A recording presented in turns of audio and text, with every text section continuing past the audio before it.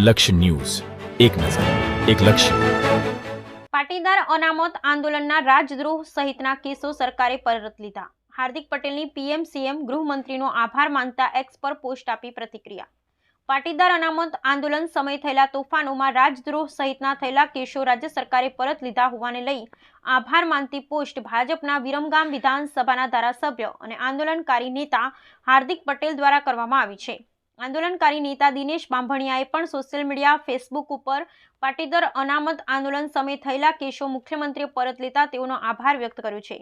જો કે પાટીદાર અનામત આંદોલન હાર્દિક પટેલ, દિનેશ બાંભણિયા, ચિરાગ પટેલ, અલ્પેશ કથિરિયા સહિતના નેતાઓ વિરુદ્ધ થયેલા કેસો પાછા લેવા અંગે સરકાર તરફથી હજી સુધી કોઈ સત્તાવાર જાણકારી આપવામાં આવી નથી. Bureau report Brijesh Trivedi, Surendranagar. પાટીદાર સમાજના સમૂહ લગ્નમાં હાજરી આપી છે અને આજે ખૂબ સારો દિવસ એ પણ છે કે માનનીય ભૂપેન્દ્રભાઈની સરકારે જે આંદોલન દરમિયાન રાજદ્રોહ સહિતના જે કેસો હતા એવા 14 કેસો પાછા ખેંચવાનો હાલ નિર્ણય કર્યો છે.